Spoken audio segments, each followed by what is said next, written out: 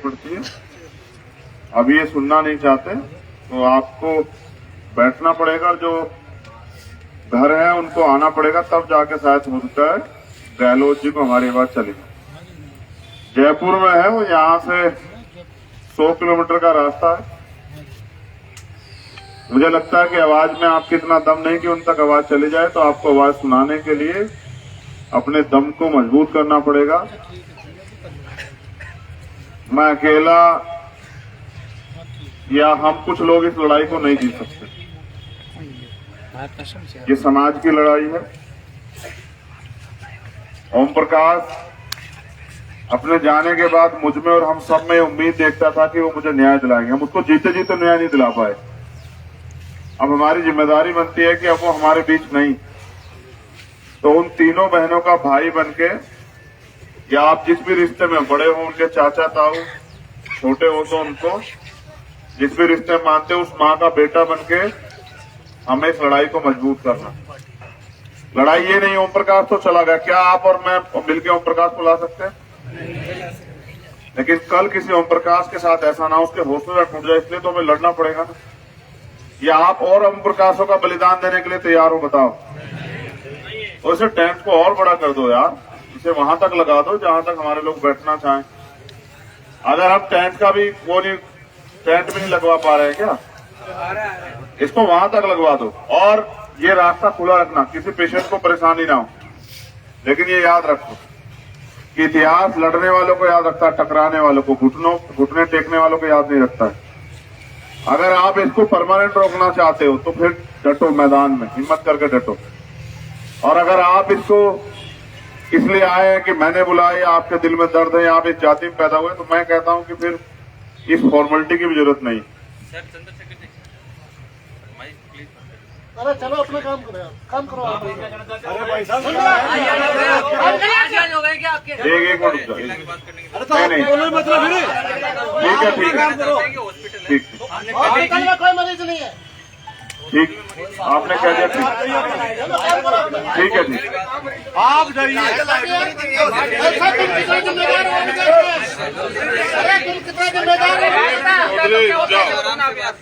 ठीक है, हाँ ठीक ठीक। आपने मुझे कह दिया, मैंने सुना। आप चिंता मत, आप हो जाओ यार, आप ये बंद हो जाएगा, आप चिंता मत। ठीक, देखो हम किसी को सताने के लिए यहाँ नहीं, ना वो प्रशासन के लोग हो या वो हॉस्पिटल के लोग, हम तो खुद पीड़ित लोग हैं। मैं समझता हूँ कि उनको इस बात से तकलीफ है कि माइक ना यूज किया जाए। ठीक है, माइक नहीं यूज करते, हमारे गले बहुत बड़े। लेकिन आप ये जानो, माइक तो बंद हो जाएगा, लेकिन अन्याय के खिलाफ ये आवाज बंद नहीं होगी।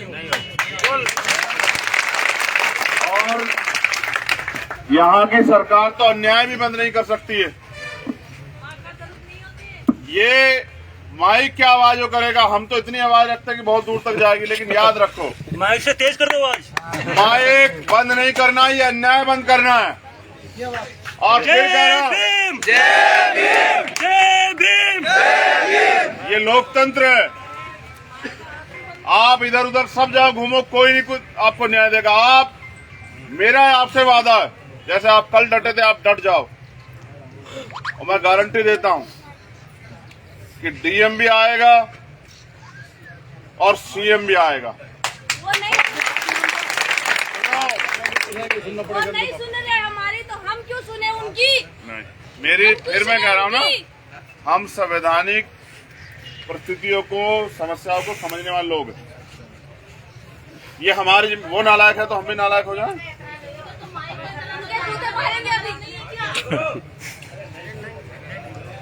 मैं समझता हूं कि आपको मेरी बात माननी चाहिए।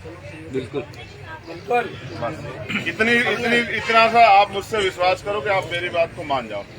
ये टेंट लगवा के मैं तो ये कहूंगा कि आप बैठ जाओ, रास्ता खुला रहने दो, किसी पेशेंट को आने दिक्कत ना हो। मगर याद रखो, क्या बंद करना है? अन्याय। इसलिए लड़ना है। 1 दिन लग जाए, 2 दिन लग जाए, 4 दिन लग जाए, कोई फर्क नहीं पड़ता है। ज्यादा क्या होगा, हमारे बच्चे तो रोटी के बगैर रह जाएंगे, हमारे पशु तो रह जाएंगे। अगर एक दिन से ज्यादा बात बढ़ेगी तो पशु भी यहीं ले आएंगे, तो बच्चों को भी यहीं ले आएंगे। और इतने कमजोर नहीं हमारे लोग की रोटी नहीं जुटा सकते हैं। मैं रूपनगढ़ के लोगों से कहना चाहता हूँ, इनकी रोटी की व्यवस्था तो कर लोगे? इनकी रोटी में तो चूक नहीं कर पाओगे? आप इनकी रोटी की व्यवस्था कर लो। और मैं फिर कह रहा हूँ, आर पार है ये, कोई इफ और बट नहीं, आर पार है। जब तक मांगे पूरी नहीं होंगी, जब तक गिरफ्तारी नहीं होगी, आंदोलन अब खत्म ही नहीं होगा। कल रात से तमाशा देख रहे हैं हम लोग, 1 घंटा और एक सम्मानित अधिकारी तो हमसे कह चले सरकार के लिए कोई प्रावधान नहीं है। इस सरकार को भी देखेंगे, इस सरकार के अन्याय को भी देखेंगे, इस सरकार की गुलामी को भी देखेंगे, और आपके रिश्तेदारों सामंतियों को भी देखेंगे। और वर्दी पहन के जो चाटुकार घूम रहे हैं, ईमानदार लोग अपनी जगह है, लेकिन जो चाटुकार घूम रहे हैं उनको भी देखेंगे। और याद रखो, सरकारें बदलेंगी, ये कमजोर लोग ताकतवर भी होंगे और तुम्हें जवाब भी देना पड़ेगा। ये लोकतंत्र है, अंतिम व्यक्ति को जवाब देना पड़ेगा। आप टेंट बड़ा करो और जितने लोग बैठे रहो, बाकी लोग आते रहेंगे। ये अन्याय खिलाफ ये युद्ध है हमारा, और ये चलेगा। और ये तब तक चलेगा जब तक या तो हम ना रहे या अन्याय ना खत्म हो। तो ये रास्ता बना दो, पेशेंट को जाने दिक्कत ना हो, लेकिन आप लोग डटे रहो। और जिसको अपनी बात रखनी है, मैंने ही कहा कि मर्यादा में रखो, किसी पे व्यक्तिगत टिप्पणी करने से कुछ नहीं होगा, आपको ओम प्रकाश वापस नहीं आएगा।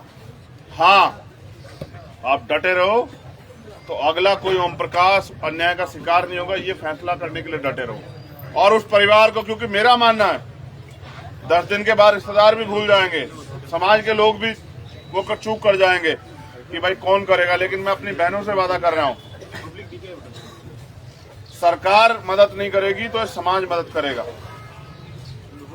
अपनी माँ से भी कह रहा हूं कि घबराओ मत, ये समाज बहुत ताकतवर है। जब जब ये अंगड़ाई लेता है तो ये जवाब देता है, इनकी चुप्पी भी जवाब दे रही है।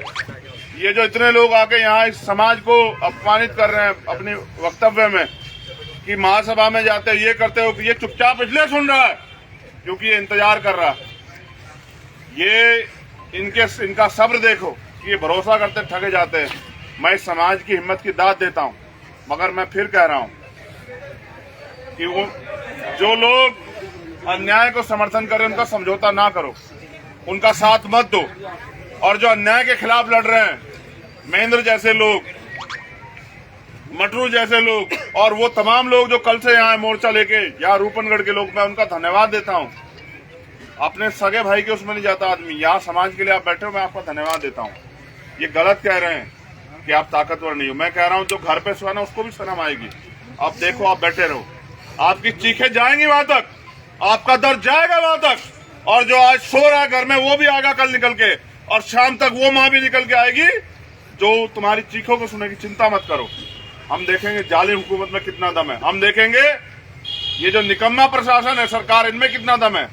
मगर आप टिके रहो, अगर आप खड़े रहोगे तो ये LIU के लोग, IB के लोग रिपोर्ट भेजते रहेंगे कि ये लोग टिकाऊ नहीं।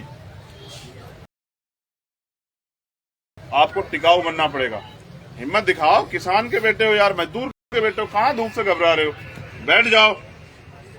अगर तुम खड़े होते हो तो ये एहसास होता है कि जाने वाले लोग हैं, हमारा भी मनोबल टूटता है।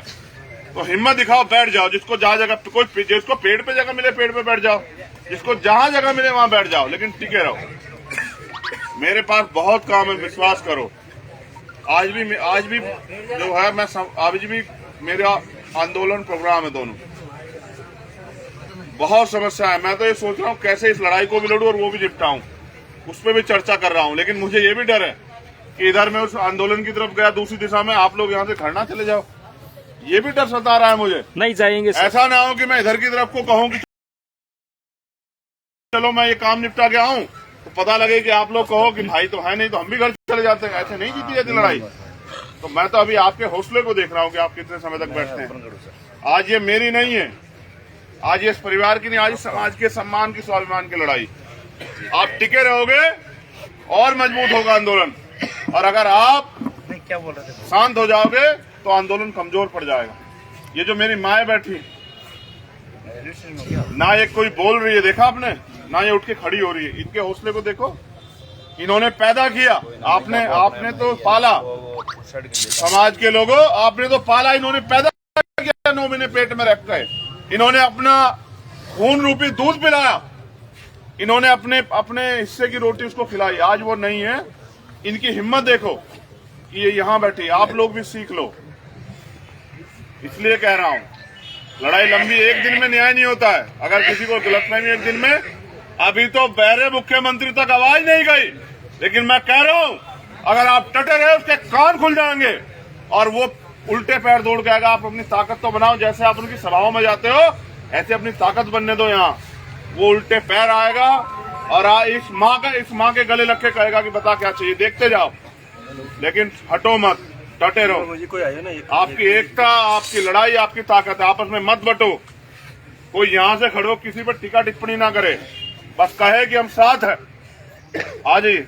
और आते रहेंगे लोग। मैं जानता हूं कि लड़ने वालों की संख्या बहुत है राजस्थान में, साथ देने वालों की संख्या बहुत है। मैंने कई आंदोलन देखे, मैंने पाली का आंदोलन देखा, घुटनों पे थी सरकार, हाथ जोड़ते फिर रहे थे अधिकारी। मैंने जालोर का आंदोलन भी देखा कि नतमस्तक थी सरकार, लेकिन न्याय उनको मिलता है जिनकी ताकत होती है। उदयपुर वालों को न्याय मिला क्योंकि उनकी ताकत थी, उनका मीडिया था, उनके लोग थे।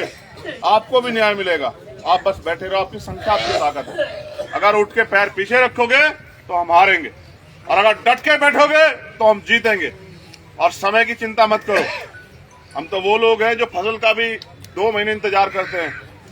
2 महीने बाद मेरी फसल जो है ना मुझे बल देगी। आज तो नस्ल की लड़ाई आ गई है, आज तो असल की लड़ाई आ गई, तो वजूद की लड़ाई आ गई है। इसलिए कह रहा हूं डटे रहो। तो मैं आपसे उम्मीद करूंगा कि आप इस लड़ाई कमजोर नहीं होने दोगे, और मैं आपसे वादा करता हूं कि इस लड़ाई को कमजोर होने नहीं देंगे हमारी तरफ से भी। लेकिन लड़ाई तो आप, आज ये अजमेर है, समस्या ये है, ये जयपुर नहीं मैं जयपुर के लोगों से शिकायत करूं, ये पाली जोधपुर नहीं कि मैं वहां से, ये अजमेर है। इसलिए अजमेर के लोगों की इंतजार हो रही है। अगर ये जोधपुर पाली होता, ये जालोर होता, तो जालोर के लोग देते जवाब। और अब तक गिरवान पकड़ लिए तो उन्होंने प्रशासन के, कि 2 जवाब कहां से आएगा ओम प्रकाश। ये अजमेर है, आज सवाल अजमेर पे है। अजमेर सोचे कि वो समाज में क्या संदेश दे रहा है। अजमेर सवाल करे खुद से, क्या वो इतने कमजोर हैं कि अपने बच्चे को न्याय नहीं दिला पा रहे हैं।